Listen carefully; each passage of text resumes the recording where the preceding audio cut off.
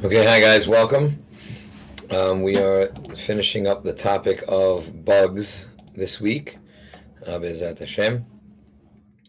So let's just shout out into the crowd to Rini and Merns, diehards, very happy. Tough week for people to get on. I know a lot of people are traveling. Okay, so let's do the Shulchan Aruch, and then we're going to get into the actual list of different foods and what to do. So this is Shulchan Aruch Yoreh De'ah Siman Pei Dalet Seivav Tolaim Hagedelim B'Perot. So we say worms that grow inside fruit. Be'odam b'mchubar, while they are still attached. Hashuv kishoretz ala aretz, they're still considered as if they are shoretz ala aretz ve'asur, and are forbidden to eat. So we mentioned that this is Maram being mahmir because we saw some shitot that if the worm grew inside the fruit and never left, then it left the fruit and crawled on the land, it would be okay. Even if he did not, remove himself from the fruit. Right, and this is again. אבל תולעים הנמצאים בפולין ואופנים תחת הקליפה, והקליפה משמרת עליהם מבחוץ, כשמסירים הקליפה מוציאים היבוחשים תחתיהם מותרים. But if there's an actual hard shell that there's no way that they could have gotten in or out, then we're going to allow it. That's in something like fool or beans, etc. Now again, this is something that we said was very important to know and understand. If a person was having a farm or he understood where the worms came from, it was very, very, very important to understand that we have to be mekayem the pasuk, that it's shoretz al haaretz, even though Ramadan wants to be mahmir when it comes to any fruits because their shells are not very hard or penetrable. Meaning they are penetrable, they're not so difficult that it's impenetrable. So now let's go down to the list of common fruits and vegetables, and then let's talk about different ways that a person needs to be able to check those items. So let's understand first what we're looking for. So we are looking for things that are visible to the naked eye. Anything that you need a microscope to detect or anything, or you need any sort of thing to help you detect, that's not what we're talking about. Those bugs are considered batel uvutal, and it's not an issue. They're not considered this sheretz hashoretz al haaretz. Now, if I can, according to many opinions, let's say I could see this dot. I see it. It's right there, and now I know that dot is a bug only through, let's say, if I show it to you under a microscope to show you the body, then I pull it away, and you can still then see it. That also counts as something that is visible. Not a microscope, more like a magnifying glass, but again, it can't be something that's undetectable to the naked eye. So all of these items that we're saying needs the most prevalent thing is to check it. Let's start with lettuce and kale. So lettuce, soak it in a cleaning agent and agitate. What that means is to soak it in, let's say, a vinegar or let's say a soap and rub it. You have to actually rub it. Then check each piece in front and back for bugs. Use a big light or hold up to the light. Some people use a light box. Other people, if you just hold up directly to a fluorescent light, you'll be able to see everything that's there, and it highlights anything. Now, a lot of times people, they just say they take anything that looks questionable and they throw it out. You got it. Most bugs look like a dot or an oval or or like a rice grain, and you could actually see the legs or the wings. So it is possible to identify that, but again, you got to use the soaking and the cleaning agent and agitate, plus do the same thing by holding it up to a light bulb. Kale also is the same as the lettuce. However, since the kale leaves are much bigger, they need to be rinsed multiple times. They're also a lot thicker and darker. So since it's darker, it's very difficult to see anything on the light box, right? Regular romaine lettuce has a lighter color, and therefore it's easier for a person to be able to see it. So that's lettuce and kale. It would also apply to, let's say, anything else leafy that would, let's say, be like cabbage. you would strip down the cabbage. Cabbage is also easier because mostly the white cabbage you're able to see. Red cabbage is a little bit tougher, but again, on the light box, it is possible to see. Also, if you have a strong fluorescent light and you hold it up to it, it's also okay. Any questions here on lettuce and kale? Rabbi? Yes. Could you just repeat the kale part? I'm sorry, I missed it. Sure, Lynn, for you, no problem. Thank you. The kale, it's much bigger and darker, and a lot of it's more infested, right? Okay. I wrote over here buggier. That's not a real word, right? But the kale is a lot thicker. The stalks are thicker. The leaves are leafier. It's more in abundance. So you really should soak it multiple times in soap and water. Try to do it 2 to 3 times. Also, you got to try to really spread it out over a light box if you're using that, because again, because it's so dark, it's harder to detect anything that's an anomaly. Okay. So it's very similar to lettuce. You just got to do it a little bit more intense, because the reasons are it's more infested. The stalks are bigger and thicker. The leaves are a little bit more dense. And also because the color is darker, so it's harder to detect bugs on a darker color. Okay, got it. Good, Lynn? Okay. Perfect, thank you. Good.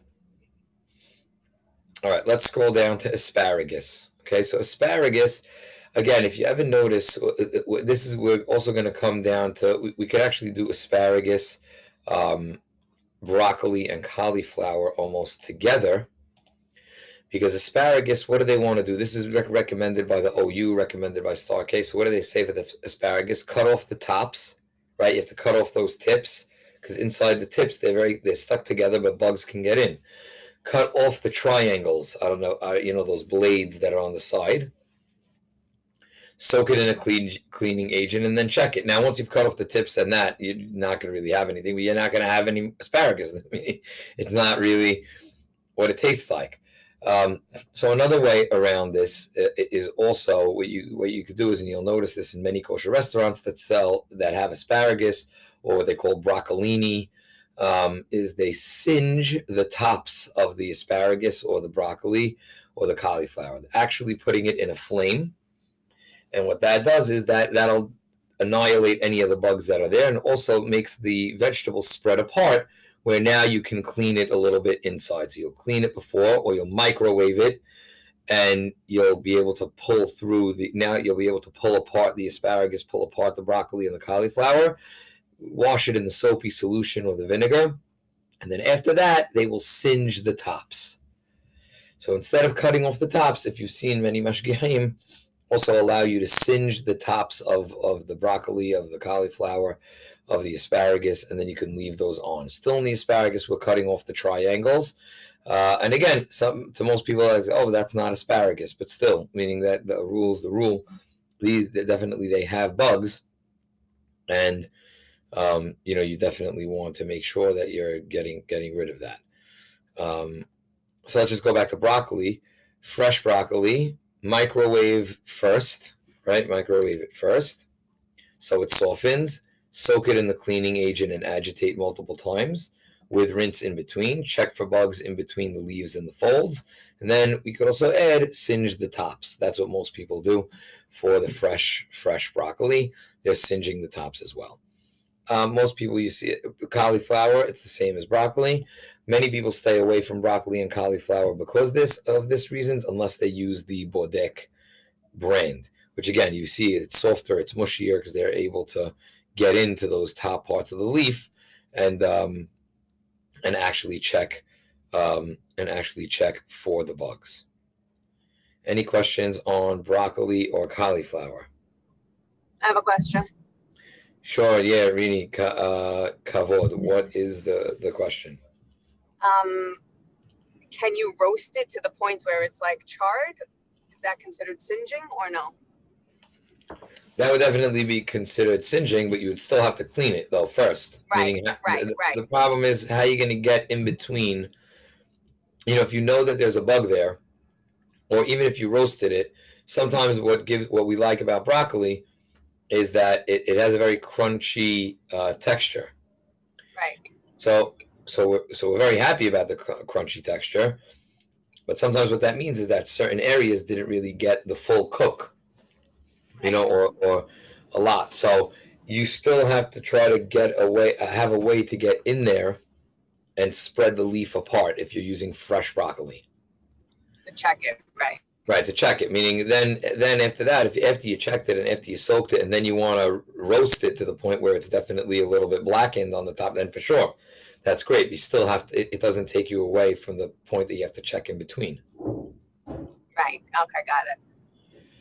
Right. Now again, I mean, I've sort of, again, it's not unfortunate, but I've sort of almost worked backwards. I've worked on ways to crunchify the bordek. You know what I'm saying? Instead of the opposite. You know, you defrost it, you drain it on a paper towel. You know, for a little. Grill it instead first. Some people do that, like they put it on the grill first instead of the oven. It's really to take out the water from it.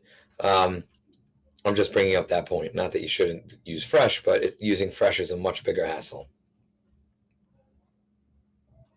Okay, good. Let's go to artichokes. So artichokes, the hearts, you just got to rinse them thoroughly if they're frozen or fresh. The artichoke leaves are very hard to check, right? If you have, raise your hand, anybody have using the fresh artichokes? Anybody here use fresh artichokes, right? So in the fresh artichokes, the leaves are very hard to check, and you have to do them the same as kale, and each leaf would have to be checked. So the leaves are much more difficult than the actual hearts. The hearts are pretty simple, whether it's frozen or fresh. You got to just rinse them thoroughly. Dip them in that little, not even really a soapy solution. Just really rinse them off. You can see anything that's on it, and there are no holes or crevices. But again, that's with the hearts. The artichoke leaves, you would have to go all the way back and do the kale process that we said from before. Let's go to Myrna. Myrna, what's up? Hi, Rabbi. But what if you're not actually eating the leaves? Like you just eat that tip part. So you gotta put, but the leaves, that would be the same as almost the tip is like asparagus, no? Right, but meaning that I would have to you eat the piece closest to the heart. So you still have to you have to check each leaf. Right, you'd have to check each. No, if you rip off the leaf, you're ripping off the leaves, or you're leaving the leaves on. Yes, you're ripping them off and eating the part closest. No, so rip off. So you'd have to rip off the leaves, but check the top part. Right. Okay. That I would have to say. I mean, tell me if I'm wrong. I don't usually eat that, but I do know what you're talking about. I've seen it. I would assume that is like the top of the asparagus, correct? I guess, but an asparagus is like a single stalk. This is like the artichoke. You see it like it comes as a whole thing. Right. So you'd have to, if you're leaving that whole thing on, you'd have to check that. You'd have to actually go through it, use the soapy solution, and probably singe that top piece. Okay. Right. All right. Send me a picture the next time you're doing it, just so that I could see it in that. Because I can't imagine I haven't eaten that in a very long time. And I know when my wife makes artichokes, it's always the hearts. Like I don't. The hearts, right. Okay. But send me a picture so I know exactly. But again, if it has any sort of leafy consistency where it would be like the tip of the asparagus, so refer to that. What like we say with the asparagus, either cut it off and don't eat it. But obviously, that's not why you're asking, and you want to eat it. You'd have to use, if there's a chance for bugs, rinse it thoroughly many times in either the soapy solution or the vinegar. Try to check it by a light if you could, if that's the type of. But I'm assuming the color is grayish and very thick. I don't know if you could check that by a light box, but you should still try. And then after that, and rinsing it many times, try to singe it a little bit to make sure that there's intense heat to get rid of anything that might be there. All right, thank you. No, what happened? Is that too much of a hassle? What happened? Yeah, I got turned off from artichokes a little now, but that's okay. That's what almost impossible to do to a raw artichoke. What would you say, Rini? Say it again. It's almost impossible to do that to a raw artichoke. Even with, let's say, like, because I know it's very difficult to even do it to raw broccoli and raw cauliflower, but the microwave seems to help to make it pliable. The microwave actually might help. It will. And some people also, they do like a little boil on it. You know, like I know people, they do a little bit of a boil, but that's a hassle. Well, if you're going to boil them anyway, you could boil it a little bit, open it, check it, I guess, and then reboil, because that's usually when you're eating raw artichokes. That's usually, I mean, cooked artichokes whole like that. That's usually, Yeah, you do you boil boil them it usually. first. Right. Yes. Yes. Okay. Thanks. Lynn, you want to get in on the action? Looks like you had something to say about this. So I'm just thinking about the frozen, the bags we buy from the grocery store. Are those okay? Those are hearts Frozen. just rinsed thoroughly. There's no leafy Yeah. part. It's just Right. everything has been pulled off for you. So I'm gonna stay with those. Right. And by the way, they're gorgeous. They have like the little scoop for the nice little kibbeh bowl. You put the kibbeh bowl inside. You're making me hungry. And we're getting ready for Shabbat. That's it. We're almost there. Totally. And Shavuot, back to back. Back to back. Okay, let's go to spinach. Okay, so spinach. Rabbi, one more thing. Oh, sorry, yeah, Rini. That, what you're talking about, are called artichoke bottoms, not hearts. The hearts are still a little leafy. Oh, they still have the little leafy, so I'm going to adjust it. Artichoke bottoms. Yes. Hearts and bottoms. That's right, bottoms. Right. Well, where is the leaf on the hearts? Is it like what Myrna's saying, on the bottom without the actual leaves? The heart is really just the very, very inside of the artichoke. So it still looks like the artichoke a little bit, but it's much smaller. The bottom is the flat part. Right. That you would stuff like that. Right. The bottom has like no leaves. Right. The way that I know it is most of it has the bottoms. I don't know how many people use the hearts. What are the hearts used in? I've seen them at display on weddings. I've seen them in like certain salad bars. Yeah, and people make jibbin sometimes from like artichoke hearts. They sell frozen artichoke hearts. Right, but I'm saying in that case, when they're making the jibbin, so they're either totally singeing it or immersing it or boiling it and then taking it out. That's how I would assume. Sure. Correct me if I'm wrong. I don't know. Yes, I would think so too. Mm-hmm. So if you're using the straight up heart, you would probably have to do like I told Myrna with the asparagus part. But I don't know, how tight is it to get? Is it tight like the asparagus? I've only seen them frozen really, and it's pretty tight. But you could open it if you boil it or something like that. You could definitely open it again. Yeah, we have to either use the boiling method or the microwave method to get in there and open it. Okay. Yes, sounds good. Thank you. All right, great. Let's go to spinach. But thank you for that. That's good to know. So I just added hearts and bottoms. I'm gonna bold and underline the bottoms. Okay. And the hearts still have some leaf. Okay.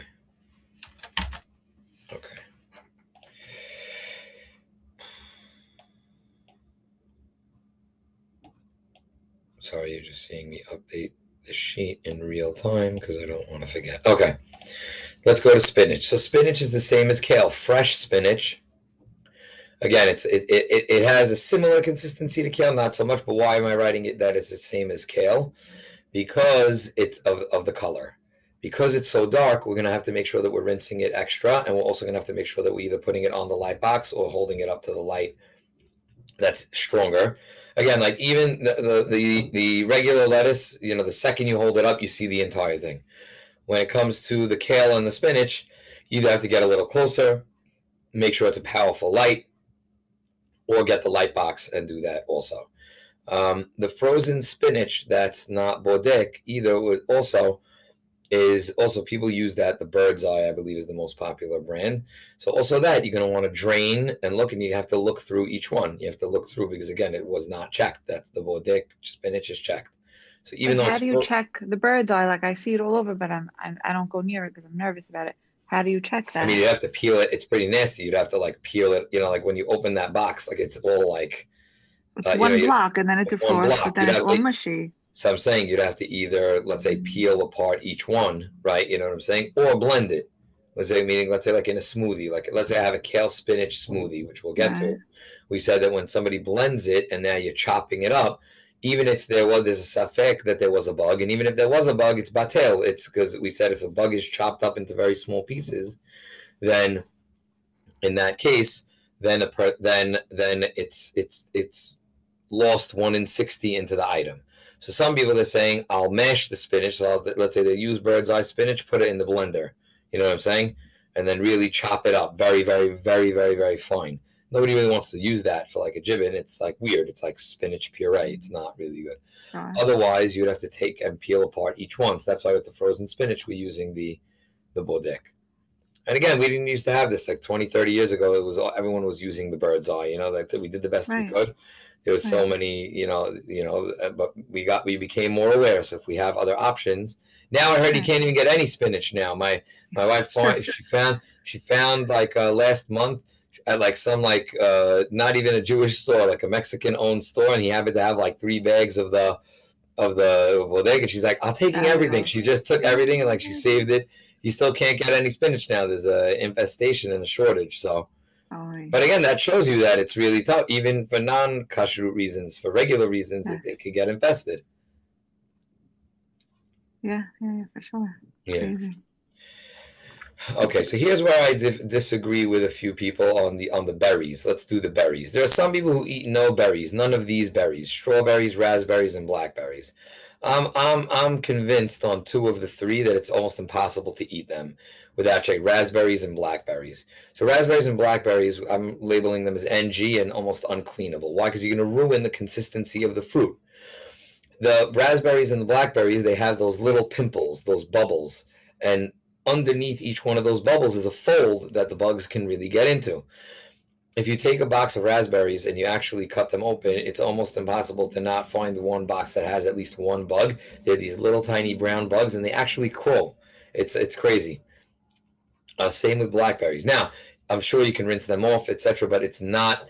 It's very infested, and you're not going to really use the amount of power that you have to use to get everything off if you're going to be cleaning them in the correct way. So I stay away from raspberries and blackberries. These are whole raspberries, whole blackberries. If they're blended in a yogurt or blended in a smoothie, there's no problem. Same thing with strawberries. The same thing.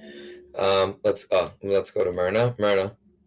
So I can't. I mean, I know I'm not like on a higher level than anyone, but I can't like wash every single raspberry. Like one by one, wash the inside, the rant, like even if you it comes can. apart, So the problem is that where do those bugs emerge from? So they're saying that the bugs emerge mostly from the folds that are inside the raspberries. So once I start digging inside, I'm really sort of destroying the raspberry because it's all made of folds. I don't know if I'm explaining that correctly, but you understand what I'm saying, Myrna, or no? I think so, but Let's see if I can pull up a picture of the raspberry.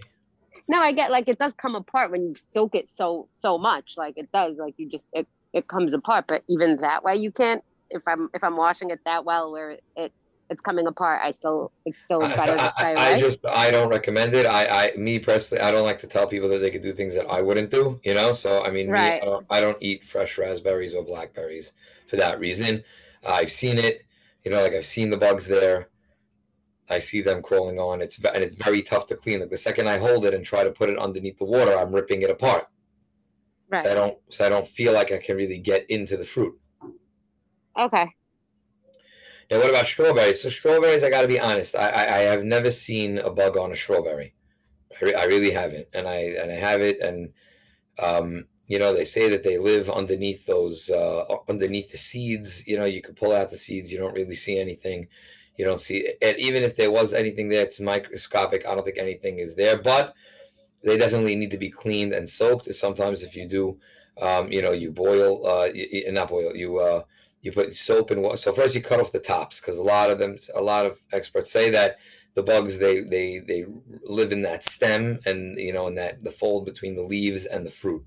So you stem them, right? Cut off the tops, cut them in half, soak them in the cleaning agent, right, which is a soap, right, 2 or 3 times. I actually do it 2 times, once in each hand, and then keep rinsing them. I'm rinsing them 5-6 times, also to get the soap off, and then you could eat them. That's why I do not eat, let's say like chocolate dipped strawberries, right? Like you dip your chocolate covered strawberries. I don't know how they get to that, because most of the time they have the stem on still. And then I'm not so sure if they really cleaned it the whole way. Did they clean it? Did they just cover it with chocolate? I don't trust that. Even let's say, like, I know in the summer people go to like the Rocky Mountain Chocolate Factory and it has a hechshed. I don't know who's really cleaning those strawberries. I don't know. They have chocolate covered strawberries, so I don't get those. I think the chocolate is kosher for sure. So I don't get chocolate covered strawberries. But again, strawberries. Many people also don't eat strawberries. They don't because the same as raspberries. Me, I feel like you can rub your hands very strongly across all the strawberry and not kill the fruit. You could see, and you don't see anything crawling on the strawberry. I mean, I've done it many times, and I don't see it. So you can still eat strawberries. Everybody give me a virtual clap. It's worth something. All right. And now, what about dried fruits? So apricots, figs, dates, those are fruits that were, once large and they dried up. So what happens if bugs, while they were on the tree, got in? So what you have to do is you have to take the dried apricots, you peel them apart. And it peels open very easily because the apricot is two halves. And what are you looking for? Inside, you're looking for a pink worm. There are these pink types of worms that go into the apricots. It'll look like a dried worm. It's disgusting. I've seen it, a number of times. You're opening it up and you got to kiss. Then what do? You take the worm out and you eat the apricot. In figs and dates, when you open them, sometimes in figs especially, you open it up and then sometimes you'll see black dots, black bugs. Right? Meaning the white dots are the seeds and they have like brown is the inside of the fruit. But inside you could see that there's bugs inside. And same thing with dates. Sometimes in dates you could see a white worm. Or also like the black dots. They're noticeable, very noticeable. It doesn't look like anything that's part of the fruit. So in those dried fruits, you would also have to open them. Apricots, figs, and dates, those are the most popular ones. Like dried pineapple, papaya, you don't need to open them. Raisins, you're not opening them because again, they're closed. You don't need to open up any of those items. But in apricots, figs, and dates, it's very prevalent. So you're going to open them and check before you eat them. Any questions? Okay, so this is the list. Does anybody have anything in particular? Like maybe there's a fruit that's not on this list that we can maybe direct? I have a question. Yeah. What about the jar yebra leaves? So Hamad Lubabadi actually had a teshubah that not to eat yebra at all. If it's the can of yebra leaves, so again, those are also washed and cleaned. If they have a hechshed, most of the time they're checking them. However, those who want to be strict and not do the cans, I do know people who don't eat the canned yebra because of that reason, that they would want it to be checked. A lot of them are, let's say, I'm not sure if it's smoked or soaked or that they get it off of them. I think if it's marked, that you could rely on the fact that somebody definitely clean them for bugs. We do the homemade one. You have to clean the yebra leaf the same as you would the lettuce. I do know a lot of people, Rini, that don't eat yebra for that reason, and that was in the teshubah Hamad Lubabadi, not to eat yebra ever. Hey, I'm just gonna stick to pretzels and potato chips. I think. There you go. It's a tough class. No, I'm saying, but yeah, yebra is a big one. Yebra is a big one. Okay, got it. I was like, in the can, I'm saying, I know people. I was saying myself, most of the places with salad bars, they have the yebra leaves. They get the special ones, and we're trusting them, but it's only as good as the people that you trust.